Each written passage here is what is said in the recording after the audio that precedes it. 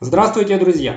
Примерно 10 месяцев назад ко мне в руки попала IP-камера от китайского бренда Realink RLC411VS, предназначенная для наружной установки. С тех пор эта камера работает у меня в режиме 24/7, без каких-либо сбоев и нареканий. Ее работой я очень доволен. И вот ко мне попала в руки еще одна IP-камера от этого бренда. На этот раз предназначенная для внутренней установки. С вращающейся головой по горизонтали и вертикали, модель Realink C2 Pro разрешением Super HD.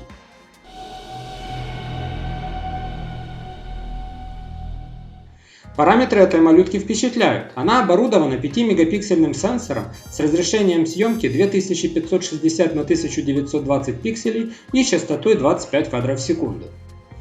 Головка камеры способна поворачиваться на 355 градусов по горизонтали и 105 градусов по вертикали. Wi-Fi модуль камеры оснащен двумя внешними антеннами с поддержкой технологии MIMO. Камера может работать в сетях в диапазоне 2,4 и 5 ГГц. Объектив камеры оснащен трехкратным оптическим зумом. Фокусное расстояние меняется от 2,8 до 8 мм. Угол обзора соответственно 105 градусов на минимальном фокусном расстоянии и 55 градусов на 8-мм фокусном расстоянии. У камеры имеется также ночная подсветка, которая состоит из 8 инфракрасных светодиодов. Заявленная дальность подсветки 12 метров.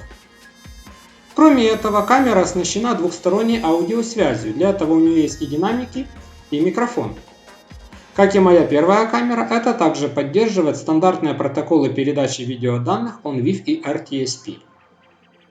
В отличие от моей первой камеры, эта камера не оборудована внутренним хранилищем.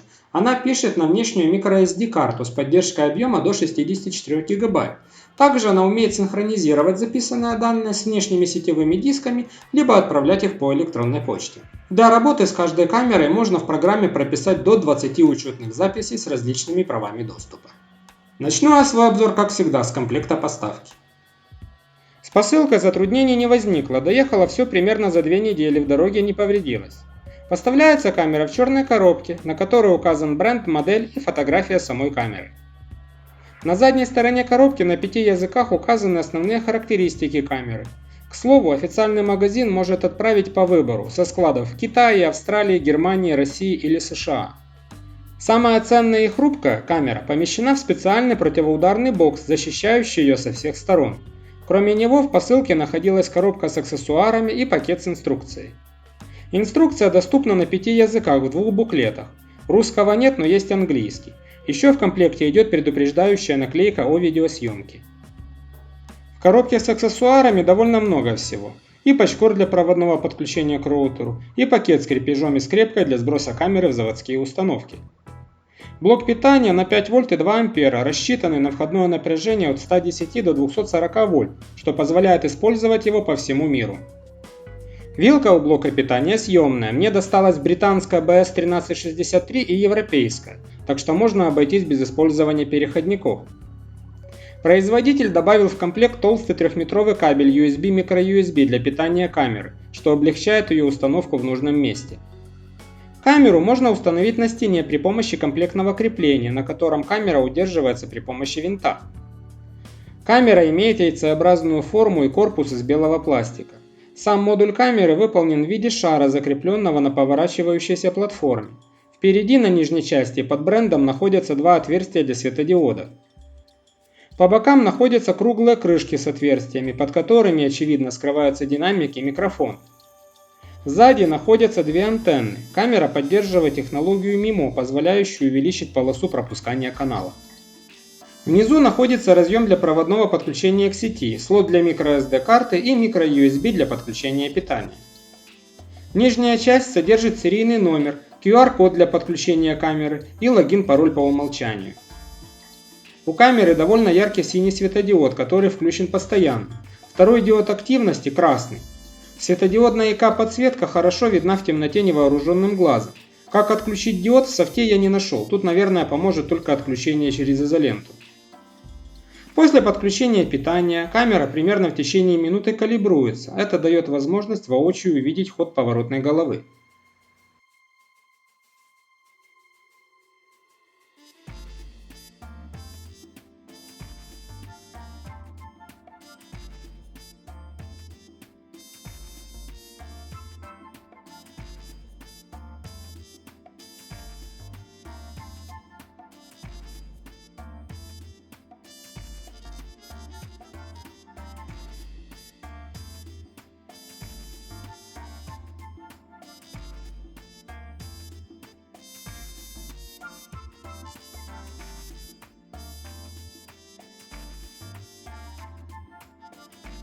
Из Play Market нужно установить приложение Realink, но у меня оно уже есть с первой моей камеры. Нажимаем кнопку «Добавить», выдаем разрешение на съемку фото и наводим сканер на QR-код, расположенный внизу камеры. Рекомендую вначале подключить камеру по проводу с роутером.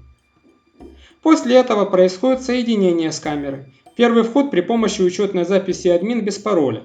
Пароль для основной записи администратора просит установить сразу же после этого. Следующий шаг – это имя камеры и возможность включения опции перехода на летнее время.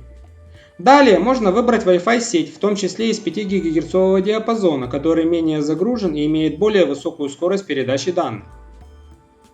В основном экране приложения отображаются доступные камеры, у меня их уже 2. Нажав на шестеренку справа вверху в окошке нужной камеры, попадаем в длинное меню настроек. Например, меню Wi-Fi позволяет выбрать сеть из списка доступных и протестировать качество подключения до сохранения настроек.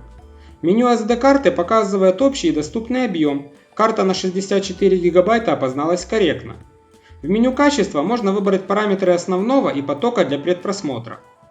Для основного потока есть возможность выбрать одно из 4 разрешений Super HD с соотношением сторон 16:9 или 4:3, частоту кадров от 2 до 25 кадров в секунду и битрейт от 1024 до 8192 кбит в секунду. Для потока предпросмотра доступно только одно разрешение – от 4 до 12 кадров в секунду и битрейт от 64 до 512 кбит в секунду. Уровень чувствительности к движению в кадре можно менять в зависимости от времени, например, снижать днем. Есть полезная опция предзаписи, когда на карту будет сохранен момент, который предшествует появлению движения – 15-30 секунд или минута. Имеется возможность гибко, в зависимости от дня, недели и времени, настроить режим записи, фиксированными роликами либо по движению. Аналогично можно настроить время отправки push-уведомлений через приложение. При необходимости можно отключить инфракрасную подсветку. В меню дисплея есть опция настройки ватермарков, название камеры, дата и время, место их расположения. Изображение можно перевернуть или отзеркалить. Режим антифликер поможет убрать мерцание от светильников, а в разделе Advanced можно настроить экспозицию, баланс белого, режим переключения дневного и ночного режима, бэклайт и режим 3D DNR, снижающий видеошум в кадре. Окно предпросмотра имеет панель инструментов с кнопками для записи видеоролика, скриншота, изменения качества видео и включения на весь экран. Если в системе не одна камера, как у меня, можно вывести несколько изображений. Опция Playback при наличии карты памяти открывает таймлайн, где по датам и времени сгруппированы записанные ролики. В меню PTZ, кроме управления поворотной головой, есть опции зумирования, ручной настройки фокуса объектива. Кнопка «Авто» включает режим вращения головы камеры. Очень удобно является возможность сохранения точек. Повернув и отзумировав один раз нужное положение, его можно сохранить и в дальнейшем переходить в него по одному нажатию. В горизонтальном режиме между камерами можно переключаться перелистыванием, проведя пальцем по экрану. Либо переключиться в режим просмотра с 4 источников, выбрав опцию в правом верхнем углу экрана. В выдвигающемся по тапу по экрану меню есть опции паузы просмотра, съемки фото и видео, переключения качества изображения, один из 3 вариантов, в зависимости от качества соединения с сетью. Правая нижняя опция меню дает доступ к управлению головой камеры, вращение по горизонтали и вертикали, опции зумирования и ручной фокусировки объектива. Имеется и Windows версия приложения для камер Realink, которая использует те же учетные данные и в которой содержится несколько больше настроек для камер. Часть настроек дублирует те, что есть в приложении для смартфонов, например, настройки качества основного и потока для предпросмотра. Аналогично по своей функциональности и меню, в котором активируется циклическая перезапись и предзапись события. А из того, чего нет в приложении, здесь можно настроить режим получения IP-адреса. Я предпочитаю в таких случаях ручной режим. В меню настроек сети имеется раздел, где прописаны порты всех основных протоколов, в том числе Wi-Fi и RTSP. Еще из особенностей есть опция автоматической перезагрузки камеры в заданное время, сохранение и восстановление настроек и обновление прошивки. В программе доступна еще одна интересная опция, которая называется «Маска приватности». Она позволяет закрасить часть изображения черным квадратом, и все дальнейшие записи будут уже идти с ним. В В принципе, практически все остальные опции аналогичны тем, что уже имеются в приложении, поэтому подробно на них останавливаться я не буду. Здесь кому как нравится, а как по мне, то настраивать с компьютера просто удобнее и быстрее. Само собой, в программе Reolink есть режим мультиэкрана. Вариантов расположения окон там даже больше. И панель управления поворотной головой и зумом. В меню воспроизведения доступен таймлайн записи, и отсюда можно качать записанные ролики и в разрешении и качестве основного потока, и в потоке предпросмотра. А с приложения на телефоне только 30-секундные предпросмотры. Также камеры Reolink имеют встроенный веб-сервер, использующий флеш, так что для просмотра с компьютера можно обойтись и без приложения, но здесь нет режима мультиэкрана. Ролики пишутся в корневую папку SD-карты, по 2 на каждый промежуток времени, на каждый поток отдельный ролик. Так выглядят свойства видеоролика, записанного в качестве основного видеопотока. Объем файлов напрямую зависит от времени записи и может превышать 100 мегабайт.